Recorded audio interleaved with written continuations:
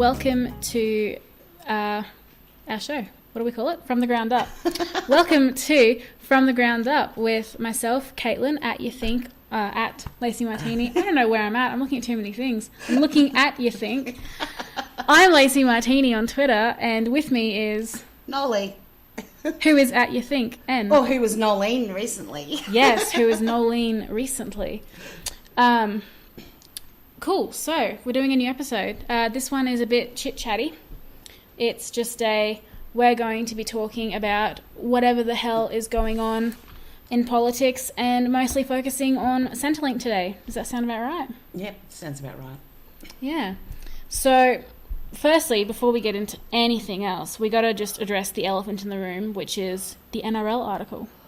Yeah. Because there is a bit of crossover with, sports fans and Auspol fans and whatnot. So we I want to get that out of the room real quick.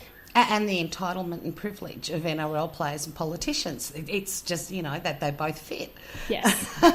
But yeah, it was actually pretty exciting. I did a standard rant, which I really only did because I was arguing with rugby league fans about the whole Jack de Belin situation.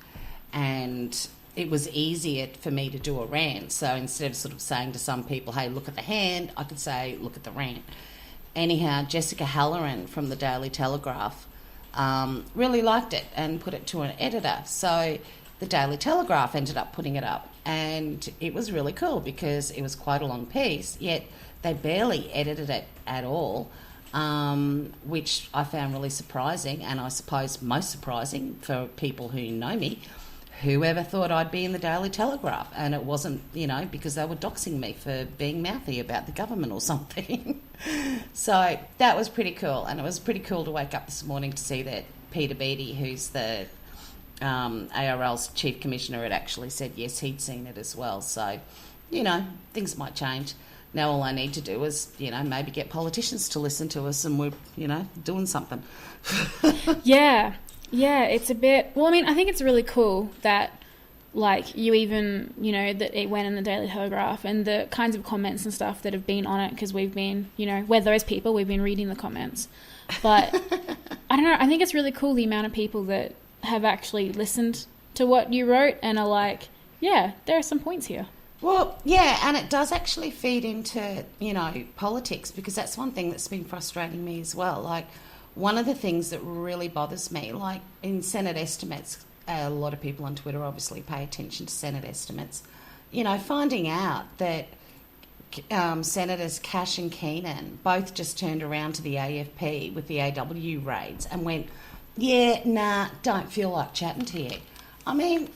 The rest of the population can't have cops knock on the door and just go, yeah, don't feel like it, I might send you a note later.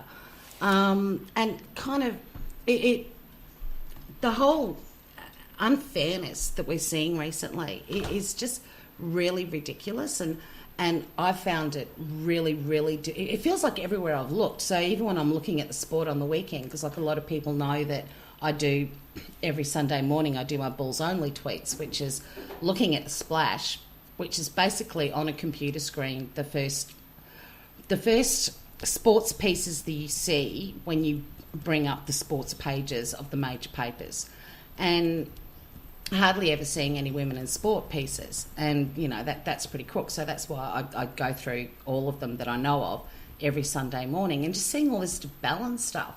And there was one MSN who actually has 22 spaces for pieces in their splash, and there were double the pieces about de Belin and, the NRL having a horrible attitude towards women and violence against women than what there actually were about women playing sport. And isn't that what Lisa Alexander tweeted about, that there were actual grand finals? Yeah, two. Over the weekend? Two grand finals. It's ridiculous. And it's not like, fans of women's sport are asking for all that much. No. It's not like we're asking for 50-50 coverage. We're just asking for a little bit. I'd like 50-50 coverage. No, but that's not... You know what I mean, though? That's not what we're... up in arms about. Yeah, and the annoying thing is too, a lot of people seem to think, oh yeah, it's just a few women having a wine, and a lot of guys like women's sport as well. Like some of the biggest fans of the WBBL I know are guys, because they reckon that the women's cricket was just shitting on the blokes, was way more entertaining and better to watch. So our theme today is probably what you would call unfairness. Yeah, everyone I'd say not that's being accurate. treated equally. Yeah. The same as Menace and Nauru. That's another thing at the moment. I mean, don't even start me on the amount of lies, and I'm talking big, fat lies the government and all the ministers have been saying.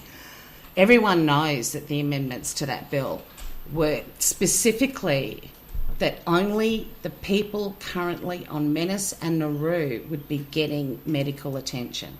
But it didn't stop a whole boats overboard crap Tampa thing starting again. Yeah. And to see journalists actually discussing Scott Morrison's Tampa strategy as legit is just repulsive.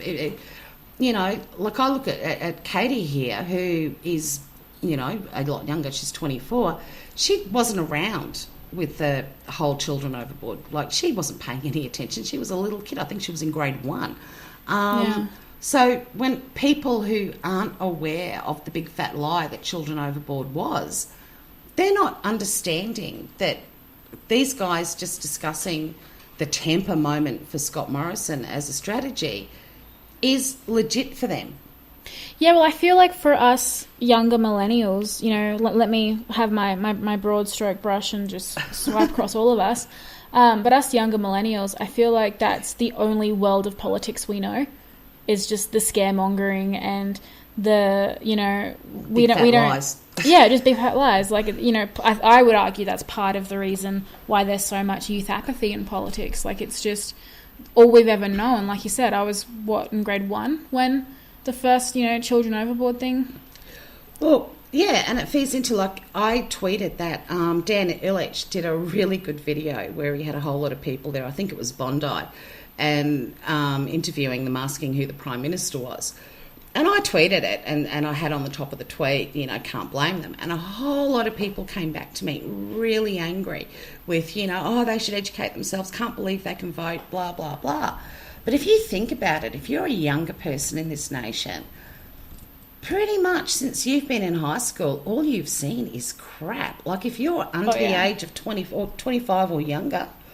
I remember all of the jokes at high school with the whole Kevin 07 campaign, and I remember everyone joking about who's the Prime Minister now and what's going on, and that was before we had all of the who the hell is the Prime Minister now and what's going on. It was always a joke. Yeah. For us. Always a joke. Not to mention, nearly everything the government discusses has nothing to do with young people. Yeah, nothing at all. Well, that's what I was talking to people about. I mean, that's what I talk to a lot of people about, because I just talk a lot.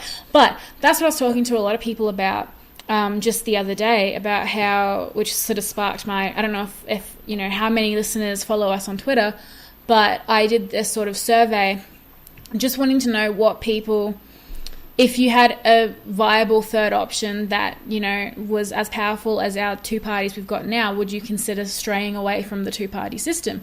Because I feel like for a lot of us younger people, not only is politics that is related to us and important to us not discussed, but we're pretty actively excluded from the conversation. And I even saw it with all of my tweets. I don't know how many people I've had in the last week devalue me, try and invalidate what I'm saying because of my age, a whole bunch of stuff. And I'm one of the ones that's actively trying really, really hard to participate in the political discussion, and I'm being pushed away so much. If I wasn't so annoying and stubborn, I would have absolutely just given up entirely. And even friends, when I'm talking to them about, I have maybe 3 friends who are actually interested in what I was talking about with my survey and even doing this podcast. I think, Steph might be listening later on. I don't know. That's about it of my entire friend group, because they're all just so done with it. They're so done. And my survey results really showed that. I've only gone through my numbers a little bit, but I had about 500 people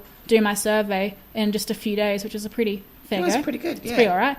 And with the people, the millennials and post-millennials, which are people below the age of 38, over 85% of them would vote for another party if they had the choice, because they're not being represented by the two parties that we currently have in power. Which is a really big problem. Yeah.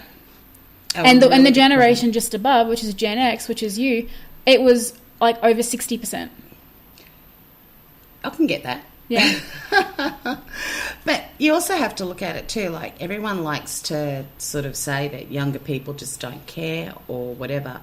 I, obviously being around a lot more younger people, I totally disagree with that. I think a lot of them do care. It's just that our media in general are focused towards people who are buying papers, which is, I'm pretty sure the Canberra Times last year actually showed the demographics on that, and it's an over 60s age group, so therefore they tend to write about things that they think over 60s would be interested in, whereas younger people are on the internet, and as we found from both political parties, actually nearly all the political parties, they're really just not very good at communicating on the internet. They think that, you know, throwing out this is happening, retweet it, will work for them, or some weird meme, and it's like it doesn't. These people have grown up with the interwebs. They see social media is social. There has to be some form of interaction in some way, and they have really finely honed bullshit radars. Yeah, I mean, I don't know how often I talk to friends about like a particular new brand of clothing or whatever, and we'll discuss, you know, oh, but they said so and so on social media, so we can't trust them, or we can't whatever, or you'll go to look up something and they don't show up on social media anywhere, and you're like, oh well, I can't trust it, you know, or like for even just something as simple as a restaurant, like, oh, you've got no reviews on Google. I don't know if you're legit. How long have you been here? Like, what's happening? But not even that. I don't know how often I've looked at something and you've gone, nah, mum, that's spam. Yeah. And it's like, I haven't even had a proper look at it yet. I haven't even read everything, but Kate's just skimmed over it. Nah. Yeah, it's like they've been trained for that. So it makes it really difficult, I think, and unfair when people turn around and sort of say young people aren't interested when no one's kind of inviting them to the party. Yeah, and Des R on Twitter just said, Australian politicians have disengaged the nation. And I really like the word disengaged, because I think that's true. And I think as we're sort of talking about, at least right now, we're kind of talking about millennials being excluded from the conversation. But a lot of it's also, you know, with my anti-two-party feelings right now, we're constantly told that if you don't vote for, you know, LNP or Labor, that your vote won't count, that it doesn't matter. And what you're essentially saying is any party that might represent you better that isn't one of those two doesn't matter. Therefore, the things that represent you, therefore you don't matter. So, you know, just looking at the numbers from my survey, because that's the only thing I can bring up top of my head, over 80% of people under the age of 38, according to my little tiny survey, feel like they're not being represented and that they don't matter, and then what they say doesn't matter. Well, I'm 50 and I don't think I'm represented. According to my survey, over 60% of you agree. Which is it's a big problem. I don't. They talk about houses. I mean, I rent. Yeah. No one is bringing up anything about making life better for rentals, or, you know, actually having a few more rentals around and making life more affordable and maybe giving you a few more rights. I work in small business, but like most people, I work in an area where 98% of business is small business. And I mean real small business, not what the government calls small business. I mean tiny business, as in husband, wife, maybe 3 people.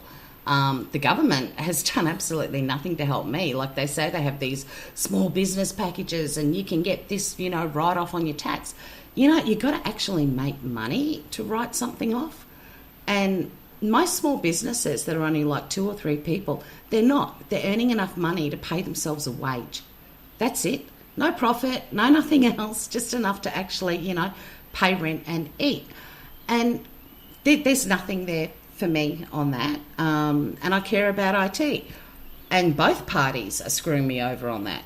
Oh, yeah. You know, both of them are making the IT industry as difficult to get ahead in as possible, and don't even start me on the NBN.